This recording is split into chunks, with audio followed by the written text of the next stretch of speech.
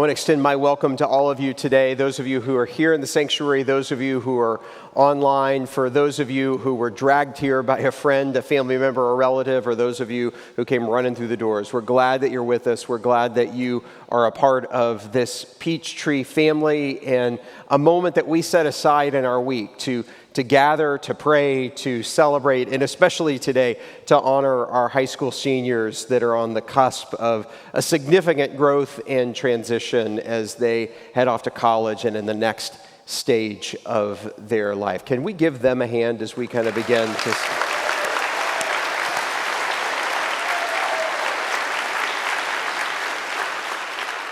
In the year 2003, America faced a shocking tragedy.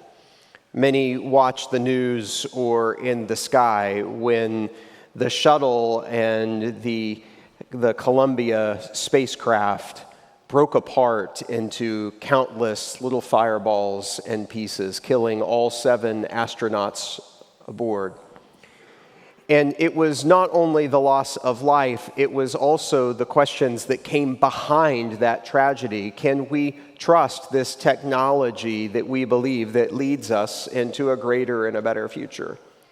But most of us were watching the news and what was happening in the skies. We were watching it with our feet planted firmly on the earth. And this was an entirely different experience because of the vantage point of 3 astronauts that were in this location. They were on the International Space Station. And these astronauts were not just thinking about the tragedy, they also were thinking, hey, that was our ride home. NASA immediately had to ground the space shuttle program. And so we had astronauts that were stranded in space. A journalist and a writer by the name of Chris Jones wrote a nonfiction book on that very situation, and he entitled it Too Far From Home. And I think that is far more than just a title. It's a description of how often we feel when we are facing such a tectonic and significant shift in our life. When we are in exile, and we find ourselves stranded in ways that we never anticipated nor certainly expected or wanted. And so this is kind of the feeling, this is kind of the sentiment or the situation that's behind the prayer that we're going to look at today. Throughout the course of this year, we're looking at different prayers of the prayer book of the Bible, the book of the Psalms. And Psalm 42 was not written in the comfort of a palace or in the courts of the great temple in Jerusalem. Psalm 42 was forged in exile. It was a prayer that was given too far from home. And so the person who's writing this prayer, one of the sons of Korah, this person writing this prayer knows what it's like to be distant, to be in despair. He knows what it's like to think and to be able to remember the joy, to remember what it was like to be in the temple, to remember what it was like to feel those moments when he used to be close to the presence of the living God. But now, he's not necessarily lost in faith. He's just lonely in the midst of it. He hasn't given up on God. But he does feel despair within his heart, stranded in his own soul. And so today, on a day when we're going to launch a bunch of seniors into the world and to go away from home, let's deal with what is it like for you to go out into that space where you might feel homesick. I am sure that our seniors are like, I'm never going to be homesick. Can't wait to get out of here. But there are those moments when we have to shift and we do feel that loss. And that can be geographic or that can be just emotional, vocational, in all kinds of different ways you can be homesick. And the way that this prayer deals with it is in kind of 3 different facets. It talks about our desires, it talks about our memories, and it talks about our resilience. And there's three kind of prevailing questions that are birthed out of this prayer. What do you really want? What do you need to remember? And what do you got to keep doing? And so first, let's talk about what is it that you really want? You can summarize going to seminary and being in graduate school and being in a community with a group of people, and it feels like all day, every day, the basic question is, what do you think about this? What do you think about this? What do you think about God? What do you think about God? What do you think about this? What do you think about this? Just over and over and over again. And then I remember being in my second semester and studying systematic theology, where we were reading one of the most famous thinkers of the church, a guy by the name of St. Augustine. And he basically says, hey folks, we're not primarily thinking people. We are not thinking people who have desires. We are people who have desires, but also who think. Later, a St. Augustine scholar by the name of Jamie Smith puts it like this: discipleship is more a matter of hungering and thirsting than of knowing and believing. Our hearts are like existential sharks. They have to move to live. We are lovers first and foremost. You are what you love. The primary command is to love the Lord your God with all of your heart, your soul, your mind, and your strength. The primary command of the Bible is not, hey, you need to think these things about God with your whole self. It's not that thinking is bad. It's just thinking is just one dimension of what is a greater whole, that we are what we love. I am sure that even in my own marriage, that the core of what I am called to do as a husband is to love. It's not just to think well of my wife. And yet so many of us have gotten confused when it comes to the life of faith. We have reduced to the life of faith to the intellectual assent of, do you believe this and believe this and believe this about God? And then if so, you are in. Pull that together with the sharp contrast of the clarity that the person who wrote this prayer feels as he is far from home when he says this: as the deer pants for streams of water, so my soul pants for you, my God. My soul thirsts for God, for the living God. When can I go and meet with God? When was the last time that you talked about your desire for God, your love for God, your longing for God, your love for God in the same way that a wild creature feels the panting and desire for water in an arid climate when you're having to be on the run? That's the opening image of this song. And so when you're got your feet in a place where you never thought you would be, and you're feeling homesick, one of the questions you just got to ask yourself is, do I really want this? What do I want? It's a question of desire. Do you still want God? Second question, when you are far from home, has to do with memory. What do you need to remember? What do you need to keep as something that you don't forget? Here is how it is described in the psalm. I remember you from the land of the Jordan, the heights of Hermon, from Mount Mizar. Deep calls to deep in the roar of your waterfalls. All of your waves and breakers have swept over me. By day the Lord directs his love. At night his song is with me, a prayer to the God of my life. Been privileged to lead many tours into the land of the Bible, into the Holy Land and in Israel. And the farthest that we go on that trip and the highest that we climb is up into the foothills of Mount Hermon. Today in Israel, you could actually go snow skiing on Mount Hermon. That's how high the peak is. And in the foothills, one of the things that we get to see some of the oldest things that you get to see in Israel. You get to see an ancient Canaanite city ruins. And while you're making the trek to go see these ruins, you pass over a series of crossings and bridges. And I took a little video footage for you to get to see what you see when you walk through this area. Let's look at the screens.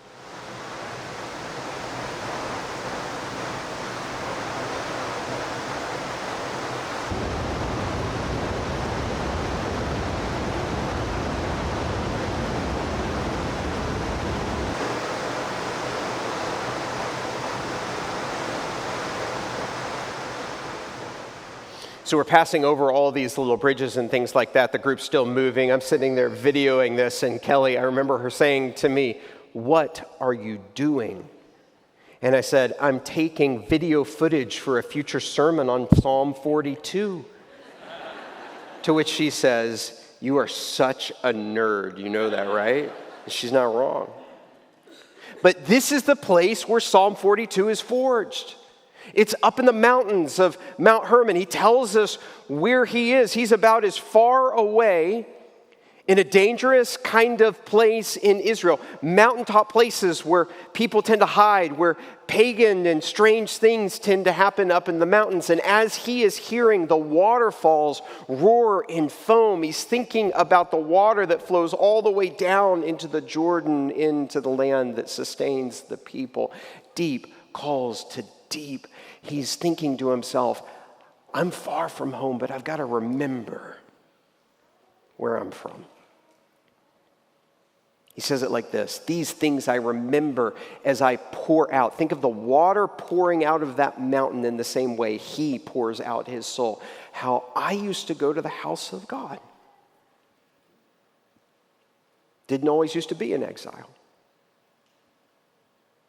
And yet he's honest. My soul is downcast within me. Therefore I will remember you. In the midst of his sadness, he clings to the memories that it wasn't always like this. And that even the waters roaring out of the mountain are a thing that jogs his memory for the way that God sends his provision. When you're far from home, you have to ask yourself, what is it that you want? You have to ask yourself, what do I need to remember? But you also need to ask yourself, what have I got to keep doing? What's got to keep happening? Here's how the prayer is. And this verse is repeated twice. Why, my soul, are you downcast? Why so disturbed within me? Notice the self-examination here. He is keeping on the conversation with his own soul. He's carrying on a conversation with himself. Then he gives himself a command. Put your hope in God, he says to himself. For I will, and this is my favorite word in the whole prayer, yet praise him. The word yet. If you've got your own Bible, if you've got your own journal, circle the word yet. He is sad. He is disturbed. He is not where he expects and wants to be. Yet, he continues to praise. Continues to live, keeps the conversation going. A friend of mine from Chicago is a pastor by the name of Dan Meyer, and Dan had a woman in his church who had lost her husband, and the financial situation had changed where she had to sell the house and had to move into an apartment. And the apartment that she ended up moving into was close to the college campus. In fact, it was just like a block and a half away. And so she got into this apartment and she realized she was in a new community. She didn't know anybody. She didn't have any friends. And so she got an idea. She took some 3x5 kind of index cards and wrote on the index card, this is literally all she put on it. She said, homesick, ? Lonely, ? She put her apartment address and said, Monday through Friday, 4 o'clock, tea, my place. Put that on a bulletin board and a couple of the different student bulletin boards, dormitory, kind of things.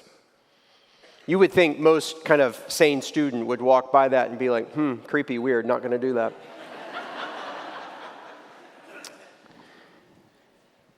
But somebody showed. Somebody else showed. 10 years later, when she died, she had 80 honorary pallbearers at her funeral from students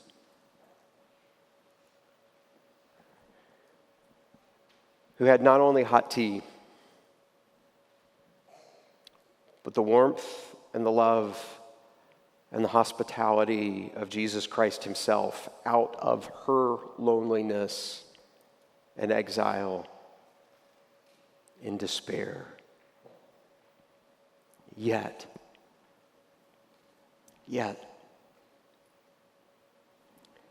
I will praise you. I don't know if you feel really far from home. What I do know is that even when you're far from home, we're still called to praise the Lord.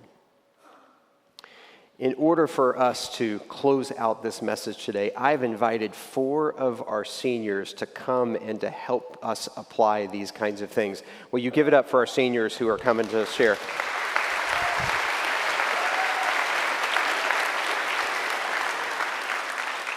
All right, this is Lucy and Clara and Rigsby and David. And guys, why don't you grab a seat and introduce yourselves. Tell us who you are, where you're going to go to school, and where you've been to school, and one fun fact about yourself. All right, guys. My name is David Hughes. I go to North Atlanta High School. I will be attending Georgia Tech in the fall. And go Jackets. And a fun fact about me is that I have briefly flown a plane. He has said that all morning this morning. I feel like I got to ask the follow-up question, right? Like the context for that, but we're going to save that for later. Go ahead. Good morning, y'all. I'm Clara Gregson. I go to Mount Vernon, and I'll be attending the University of Georgia next year. Yes, go Dogs. And a fun fact about me is that I play the drums. Good morning. My name is Reese Gillette. I go to North Atlanta High School, and I'll be attending Georgia Tech in the fall. Go Jackets. I have never broken a bone. Hey y'all, my name's Lucy Green. I'm a senior at Holy Innocents, and I will be going to the University of Georgia next fall. Go Dogs. And a fun fact about me is I'm scuba certified.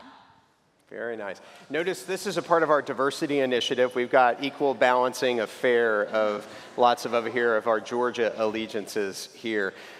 Guys, we've talked about what it means to go far from home, Midtown, Athens. Probably should have planned this a little better when we were putting this together a while ago. We don't have a lot of geographical diversity we're dealing with here, but this is going to be a huge change for you and for all of us. And when you go somewhere new, you have to kind of reevaluate your priorities, your wants, your desires. And so let's learn a little bit about us being wanting creatures. Tell us something that you've really wanted before and what you've learned from it. I can start. Growing up, swimming was always my favorite sport, and over the past few years, I've really been working towards this one specific time in one of my events. And no matter how hard I worked and how hard I prayed, I always seemed to get the same time and never saw any improvement. But I actually ended up getting my time that I've been working towards in my very last race, and just relying on God in that moment and having completed what I've been working towards my entire swim career in my very last race was so special and such a special moment for me. And so that's something I've really wanted and something I really relied on God for. So I don't want to miss the fact that you couldn't have just said, I think I really want to have a better time in swimming. Like, you had to desire it. You had to want it. That was the only way you were going to push yourself to be able to do that. Go ahead. Yes, like you were saying, you can't just say, I want to do something. Something that I really, really wanted was to go to UGA, and I couldn't just walk into high school and say, I want to go to UGA, that's it. I had to put effort behind it, I had to put work behind it, and I believe it's the same thing for our relationship with God. We have to put in effort, we have to not just believe that He's real and acting in our lives, but we have to act as if He's real. and pursue him every day. One of the things that's amazing is that there's plenty of people in this room and watching this right now that like 25 years ago did just wake up and say, I think I'll go to UGA, and that was just fine. It's just that times have changed in that regards. David, what about for yourself? When have you really wanted something?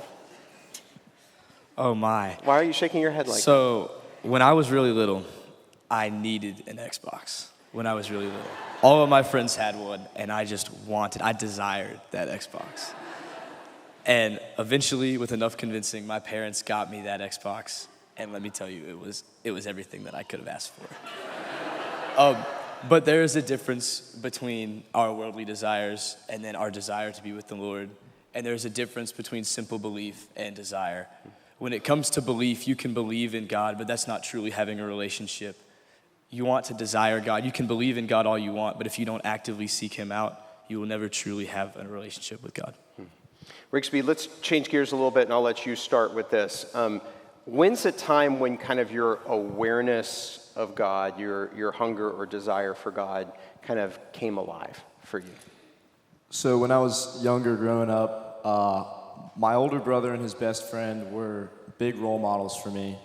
And I was lucky enough to get the opportunity to be counselors with them at the church's middle school ministry summer camp, Ducktown.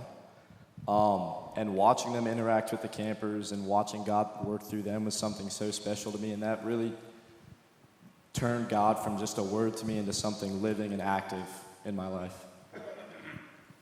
Yeah, and going off that same vein, I was also a counselor with him at Ducktown. And being able to see the Lord work through these kids and being able to see the Lord work through me into the hearts of these kids and watch them grow and develop has been a really, really cool feeling for me. And it's really allowed me to go closer to the Lord. Wait a minute. You and Rigsby have been friends for a while, right? Yes, sir. Did he have the Xbox before you, or did you have the Xbox before him? He had the Xbox before I did. Okay. Is that why you were friends? Because he had the Xbox? Let's move on, please. Part of it. Okay, it's all right. So move on. All right, let's change gears here, and one more aspect of kind of wanting and desiring that we ought to talk about here. When I was talking about in the message, Saint Augustine helped us to really understand a theology of desire, and he talks about what sin is it's not just a breaking of a rule, it's disordered desire. It's putting one desire ahead of another. And so we have to have a well-ordered heart. We have to have a well-ordered life. What are some things that you guys are going to do when you go to college to try to have a well-ordered heart and life that puts your desires around God to be first?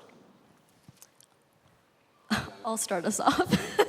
One thing that we talked about a lot in our senior ministry Rooted this year was relationships and how the people that you're around can push you closer to the Lord. And so I believe this is one way that you can prioritize your relationship with God. Especially we talked about being the friend that you are looking for, being a friend that's encouraging and that is pulling others closer to Christ. And through being in prayer, in scripture, service, church, and also community, as I mentioned, being immersed, your love for the Lord is going to grow. And as your love for the Lord grows, you're going to want to stay closer to him. Kind of like we just talked about, me and David have been friends for a while. We went to kindergarten together. We kind of got brought up together. And he's been someone that's been really important in my faith journey, just like even if it was in elementary school, middle school, high school, we'd push each other to show up more often, to be more engaged, to go to Camp Ducktown. So I'm really lucky in that aspect that I have friends where my life is set up like that and I can be put in a good position. I've got some great friends sitting over here. Come and support us. Shout out them. Love y'all. But yeah, I'm really lucky to be in that situation. I'm sure they love that shout out right now on the internet. That's so good. Lucy, let's start with you on this one. We're going to shift gears. When we are far from home, we have to reevaluate our desires, our wants, but also we have to figure out what are we going to remember? What's something that you want to remember about Peachtree, about your faith development that you want to carry forward with you? For me, something I definitely want to remember going into college is how faithful he's shown throughout my life, whether it's with my family or my friends, community such as Peachtree. He's just always provided and always been so faithful. And I really want to carry the blessings I already have with me into the future and the lessons that I've learned along the way throughout high school. There's been ups and downs, but leaning on him through it all has really gotten me through, and I think it will get me through college as well. Yeah, going off of what Lucy said, one of the things that I love about Psalm 42 is in verse 4, it says, "These things I remember as I pour out my soul." And then he lists out times when he's gone and praised the Lord. And I believe that one thing I really, really want to remember is times when God has been faithful, when I've had a struggle or I've been in suffering or in difficulty, and God has not left me or abandoned me. And I believe that walking with that information can help you to walk with such confidence, because every issue you face, you know that the Lord will be with you. The opposite of remembering is forgetfulness. So, David, why are you so forgetful? Well, I know in our lives are so incredibly busy nowadays with school or sports or work or whatever you have going on in your life. And we tend to move so quickly that we forget about the present, and we forget about why we are where we are, and we forget about what has brought us here. And I think it's important to just remember how we got here and the good decisions we made to get where we are, and we can't forget those aspects of our lives. Yeah, Rick Speed, what about you? With me, I have an issue where if something isn't right in front of me, or if I don't have reminders of something, I can kind of lose focus on that. So setting up my life in a way where I can keep focus, having something on my lock screen on my phone or keeping my Bible close to my bed really helps me. But yeah, I think me personally, I do have to do better with that of staying focused on the Lord even when he's not right in front of my face. I love what you're saying about that, because we tend to think that the life of faith is primarily just about willpower, and it's not. It's often about habit. And so what are you doing in order to remember God? And so we need to, God is everywhere present, but he's also invisible. And so we need to have our memories jogged, if you will, by the Bible on the nightstand, or the, kind of what's on your phone, or whatever the case may be, that our attention isn't just with what's before me, but can help me to remember what is, who God is, and what life really is all about. Let's shift one more time to talk about that kind of third dimension of the message, where I was like, you gotta keep the conversation going, and the conversation keeps going. I want all of you to answer this question primarily by questions. And so as you guys get ready to go to college, what are some questions that you're taking with you into college? I know for me, a question that I have going to a big school like Georgia Tech is how to respond when somebody attempts to challenge my viewpoints, or how to go about relationships with people who believe different things, because I will be challenged in college. College is a place of discussion and discourse, so I want to know how to go about attempting that discussion. With me, I know something that I'm interested in is joining a fraternity, finding like brotherhood in college, and even outside of fraternity life, like day-to-day college life, there's a little bit of partying associated with that. So I guess what I'm asking is... I don't understand. Can you tell me more about that? I don't think I want to do that. My question is, how can I balance kind of that lifestyle and my faith? I think a question that I've kind of wrestled with this year is, what if it's not perfect, or what I've been imagining it to be? But some advice that I've gotten this year that's helped me a lot with that question is that God's saying it's not going to be perfect, but I'm walking with you in that. I'm holding your hand, and I'm in that plan. The question that I've had this year that I think a lot of seniors in the room can relate to is, what is my plan for me? And throughout senior year, I've really had to watch that unfold, and he's just shown to be so faithful. But I'm still carrying the same question going into college. There's a lot of undecisive and uncertainty, but I know because he's shown to be so faithful, and there's been so many blessings throughout senior year that he'll continue to do so. Okay. Let's ask one more question. And Claire, I want you answer this one for us. What's one thing that you would like for us to pray for you all as you go to college? I think definitely staying rooted in our faith. That's what our senior ministry group is called. And we talked all about staying rooted and remembering that our identity is in Christ. And also, I think, remembering that this is our home and our community. No matter where we are, we have this wonderful group of people, and we have the Lord wherever we go. Are you guys as impressed by their answers as much as I am? Yeah.